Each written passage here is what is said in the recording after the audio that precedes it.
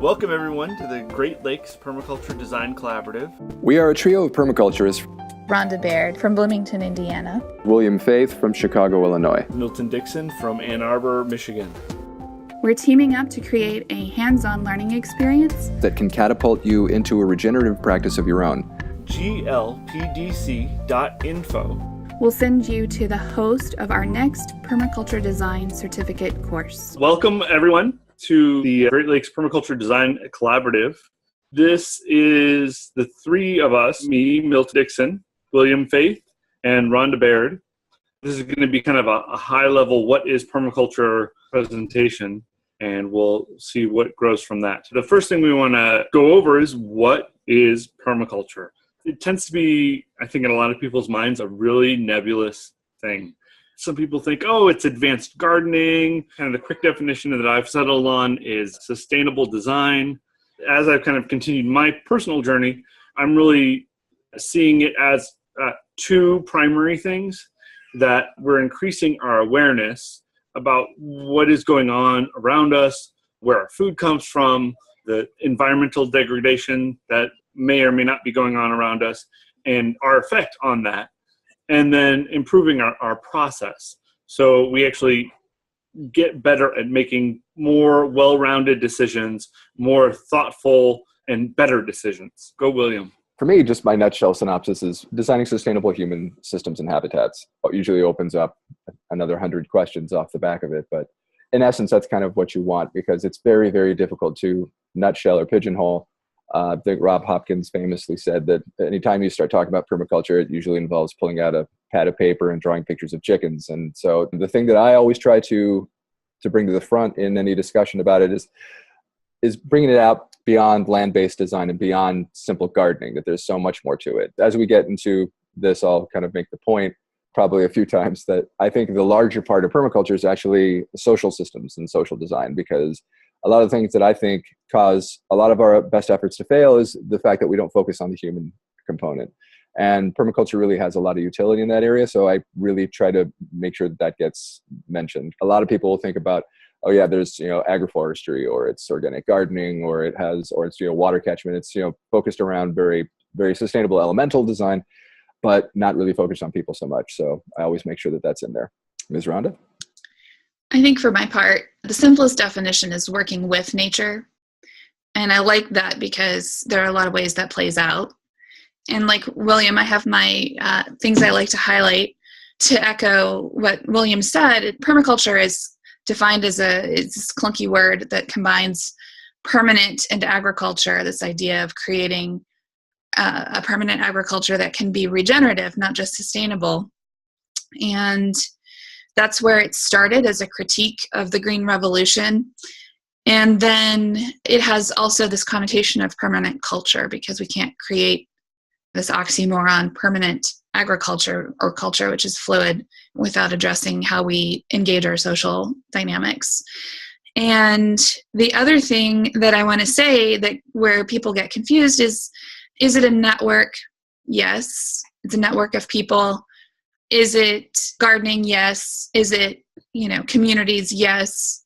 But ultimately, the thing that holds it all together is the design system and process. So there's a lot of different people engaged with permaculture. And that's a great thing, actually, because that's one of the secrets to resilience. You can find a lot of different definitions out there. All right, let's move on. So permaculture, really the core of it is the three ethics of permaculture. I like to say them as care of the earth, care of people, and care for the future. It gets stated a couple different ways. I think it's more succinct to say care for the future, and I think it fits the pattern. And what it's doing is it's saying that without the earth, we don't exist. Without people, people don't exist. And we want those two things to go on into the future. And so how do we do that? And it's a metric. We can evaluate something. You get your box of Kraft macaroni and cheese and you say, well, does this take care of the earth? Does this take care of the people? And will it last into the future? And then you can make your decisions and either put it in your shopping cart or put it back on the shelf. Well, I think you just said it beautifully, actually. I don't have much to add except to emphasize that the ethics are the core of when you evaluate, is someone actually practicing permaculture? Have they really taken those ethics to heart? And how are they practicing each of them? Just to sort of perhaps reiterate a different voice, for me, I always bring it back to these three ethics in any decision that's being made. And I also say that absent any one of these ethics, it isn't permaculture. So if any decision that you've made does not represent all three of these, if one of them is missing, it simply isn't permaculture. It's the glue that holds the whole thing together. Any design decision is the ethical basis that keeps this together.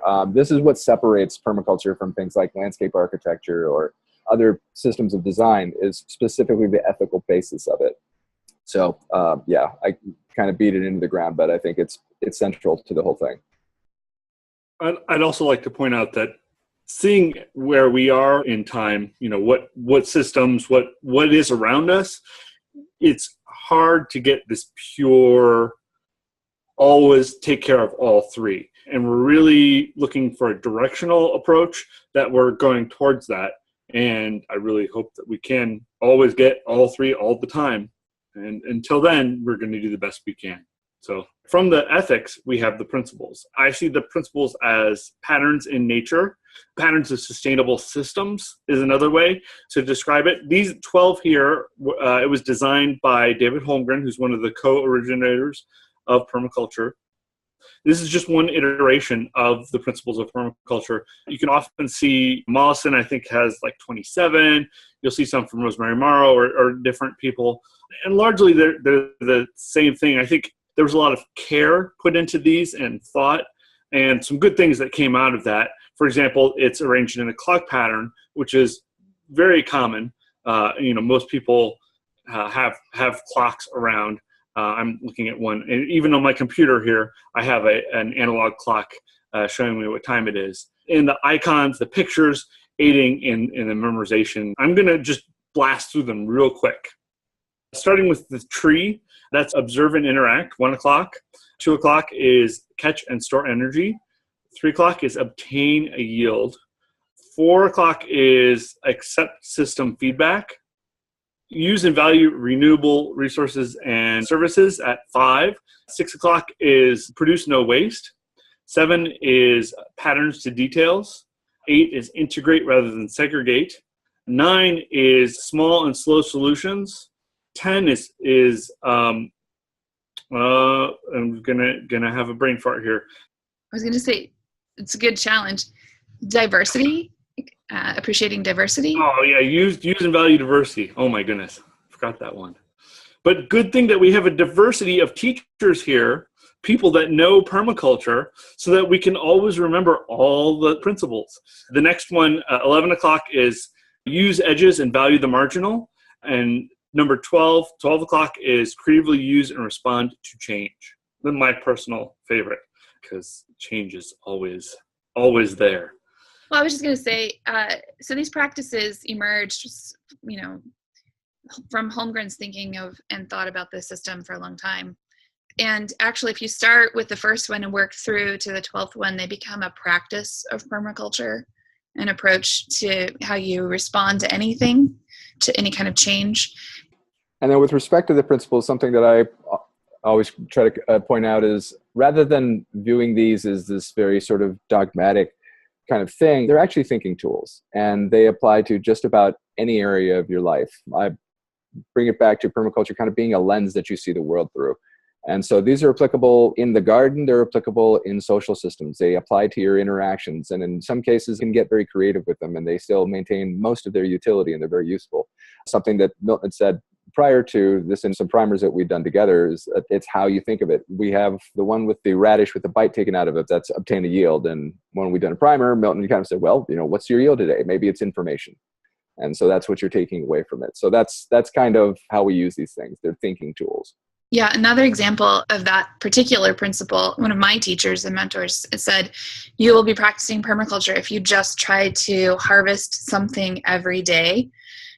That's a great way to start. I think about Kirsten, you said you were gardening, and that's the first piece of it, right? But yields aren't just food. They're energy, connection, information, all kinds of things.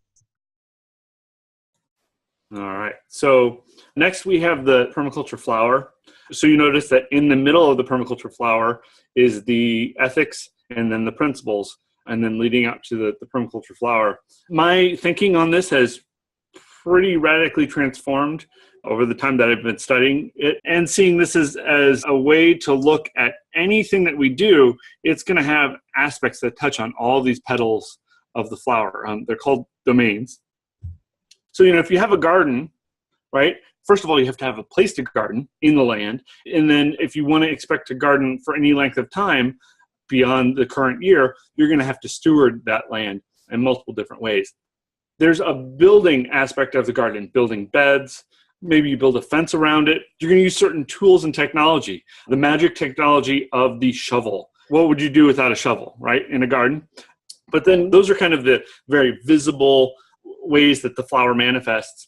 But in a garden, there's a certain education and culture about how you create the garden. Perhaps what plants you plant, what plants are accepted. Tomatoes were considered poisonous for a long time. Or whether you plant the garden in straight rows or not is an aspect of the cultural view of how a garden should manifest. Your health and spiritual well-being, eating from the garden can help keep you healthy, but it can be a rejuvenating place, help your spiritual well-being, just spending time in a garden. The finances and economics, planting a garden costs money and it saves you money. You might sell the produce from your garden. There's lots of different ways that can manifest. And then finally, the land tenure and community governance. Basically, what structure allows you to garden in a certain place? Is it that you own the property? Is it that you have participated in an allotment? So you're working with others to garden in a space?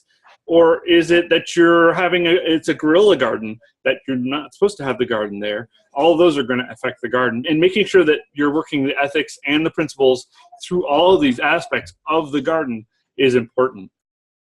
It's kind of restating a point that was made earlier, but if you look at the petals on the flower, there's 7 petals in total. And I always point to the only things that are specifically tactile or land-based are the land and nature stewardship, building tools, and technology. So once you move beyond that, you'll notice that the other 4 are basically social in nature. So I always make the point that there's 4 social petals and about 3 land-based petals. For me, it's kind of restating that case that permaculture is more about social interaction and the way that we work together than specifically the gardening. The point here is that permaculture design addresses so many different aspects of life and social life.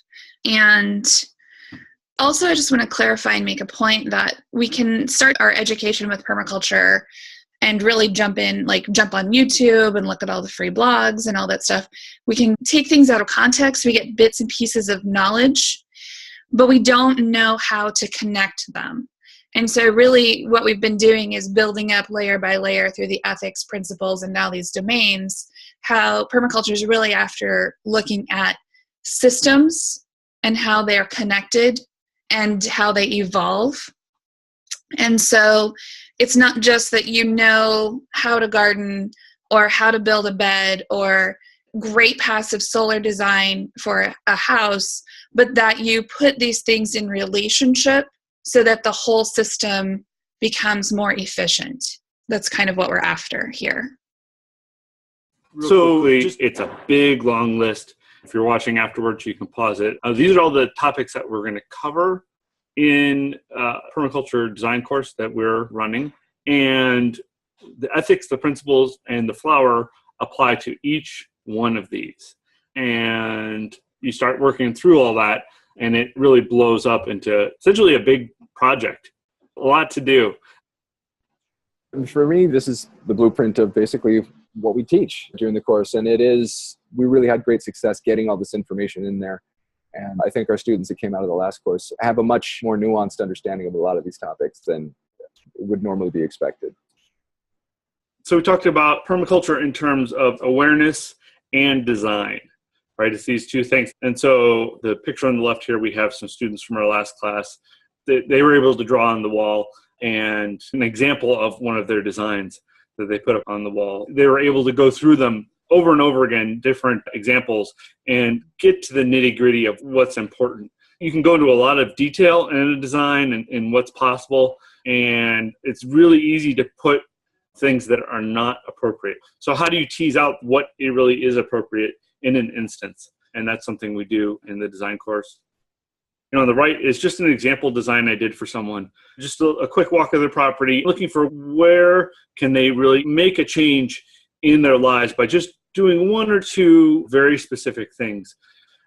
In the bottom right, I have something I came up with, the iterative design process, just trying to look at the way that we make decisions in the first place and hone in on that and make a design process that is very, very similar to that. We make a decision based on what we know, giving us a tool to do that more easily and just a little more planfully, looking at what's available and what's going on. When we get to design, that's really where the rubber hits the road in permaculture, and that's where it starts getting really fun. You're getting away from these very high-minded concepts and theories. Well, I mean, you're applying them, but this is where you get to flex your creative muscle. And I've always said that permaculture is equal parts art and science. And this is where you kind of get out there and get in the landscape and start playing with it. Landscape being both figurative and literal.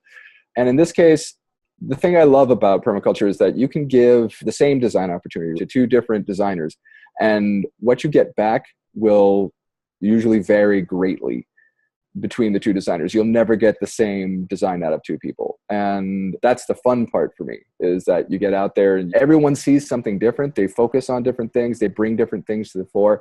They connect things differently. The outcome is always going to change. So I love that about this. That's one of the things that really kind of caught my attention very early on. Yeah, we've seen design process, the basic design process, and there are different frameworks for how that gets applied. But so you can use it to do everything from organize your kitchen all the way up to regional planning. So it has a very broad application. And yet, because it's grounded in those principles and ethics, you get very similar results, even despite how we all solve problems differently. I've taught 5-year-olds design process, and they're very creative, and all the way up to 77, I think, is the oldest student I've had. So the permaculture design process appeals to people from a wide range of experiences and interests. So we thought we'd have 3 examples of permaculture, focusing on care of the earth, care of people, and care of the future. So this first one, this is a friend of mine's. His name is Bryce Ruddick. He lives in South Milwaukee, and he has an amazing, amazing city lot. He has been working on it for 30 plus years, and the picture on the left is actually where that lot started.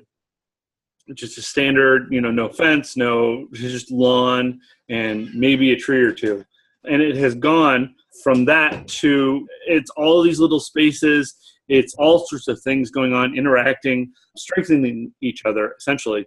For example, in this middle picture, you see his garden just top of the house. The water off of his garage in the back zigzags down through the garden and then goes out into the other areas. So all that water, which is quite a bit, is first working its way through his garden and watering what plants he has there. He's got wild rice growing in one of the ponds, all sorts of different spaces and ecosystems, places for people, places for animals, in addition to these places for plants, right? Garden plants, forest plants. It's a really wonderful place to be. And he's a pretty amazing person. He'll take you on a tour from the front door around to the alley. I think there was like 300 different plants, and he knows the name and the Latin for all of them. He is really an amazing person. Fantastic design. Bryce does amazing work. This is just a really, really good example. And yes, indeed, the sort of zigzagging diversion ditch through his property, I mean, it's just capturing all that water as it runs through. It's just capturing passive flow. Very, very simple thing, but also very effective. We're, again, very focused on the landscape, the planting. The passive capture of water is a great example of permaculture design and practice there, where we're maximizing yield and benefit while minimizing our efforts. So we put something in place one time, and then we continue to harvest over a period of time. What you don't see, but is likely, and I don't know Bryce's place as well, is that also a practicing permaculturist will be paying attention to how to maximize efficiency in the built structures. so that there's minimal energy usage, water conservation, that kind of thinking, and also creating productive places inside the household for processing things that are created and produced on site. So that's a part of it, which we don't always see, and it's not as exciting sometimes, like come see my pantry, but that's a part of it. So it can be really exciting and fun aspect of permaculture. This next one, care of people, is really what I'm thinking about here. So we have City Repair, which is a project in Portland, Oregon. This specific thing they're calling an intersection repair, where they're changing the nature of these residential intersections so that they feed the community rather than pull from the community. I think one of the things that was going on was people were just zooming right through an intersection, and this crazy painting on the pavement actually makes people slow down and go, oh my gosh, what is going on here? And creates a safer space for the people to then inhabit that. And there's all sorts of other things that go on. This is just a single picture. Another thing is actually a permaculture project that one of my students came up with. It's called the Free Box. It's essentially a curated space with things that are free. Your kid needs a toy, they're here. If you need a winter coat, they're here. But it's interacting with the social structures, interacting with the social realm, and very much permaculture, looking at the environment around you and kind of connecting to that to make it a healthier space, right? Both of these examples. Yes, so the additional function of these city repair intersection projects is they do have stuff exactly like a sort of gift box thing on the corner, where they'll have like a gift library where people will put books in there, and you're free to take those books, take them home, read them, bring them back. If you have a book to contribute, pop one in there. And then also it serves as a funnel for social connection as well. The fact that they're building visual representation of beauty into the place and then adding these additional functions, it also attracts people. So there's a lot more social cohesion and interaction rather than kind of more standard urban and suburban methodology where you kind of avoid eye contact with your neighbors going out to pick up the mail. This is something that's trying to bring back that sort of social glue, that community glue that's so urgently missing in a lot of our interactions these days. Yeah, I'll just sort of reiterate permaculture design because of its ethical basis, and it has this balance between the earth care and the people care. And when we get into larger community design, permaculture has a lot to say about creating opportunity through design process for interaction and building the social glue that William was talking about, and encouraging what I would call true governance and democracy, actually, because people know each other. They can actually make grounded decisions that will perpetuate into the future. So I actually came to permaculture not so much through the plant part of it, but through the social part of it, and find this part really exciting. This last example is from Hope in a Changing Climate. It's a video. You should be able to find it on the internet if you're interested. This specifically is the Loose Plateau. Basically, it was turning into a desert based on the practices that the local people were having on it. And this is the headwaters for the Yellow River. And so with governmental support, what they did is massive transformation project, which makes it even more amazing, to go from what's on the left, this kind of dry desert area, to make it a very lush space. Yeah, John D. Liu. I don't know if you're all aware, but it's been said that wherever man walks, he leaves deserts in his footprints. The Fertile Crescent was fertile at one point, and now it's essentially a desert. The earliest stories that we have, specifically Gilgamesh, talks about cedar forests in the Middle East. They are not cedar forests anymore. They have been all chopped down to build whatever. It's long gone now. Basically, all that's left are the deserts. To me, this is one of the most promising things, because we're after not just sustainability or growing a few veggies, but actually these broad-scale projects that can do some amazing things for the planet and for people. That earth care is also people care, is also care of the future. So we're not just after sustainability, but regenerating landscapes and creating more abundance. So to me, this is the ultimate goal. And we see this in work like Eric Tainsmeyer's carbon farming solution. If someone wants to see a larger scale text and research project, and that's specifically written for policymakers, but also for designers and farmers. So that's a good reference.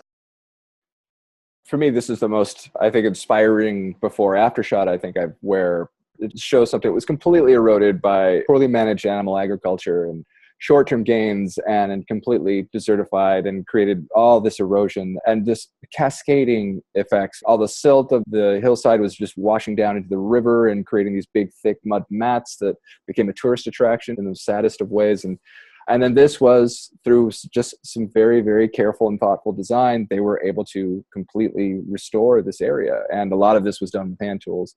So it was a massive social effort as well. And people were very invested in it when they found that they would have ownership and governance of that specific area. Correct me if I'm wrong, but this is the largest scale effort I've seen taken on and installed.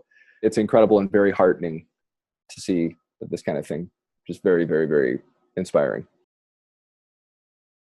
I think it also speaks to what is possible if we could manage something like this on an even larger scale.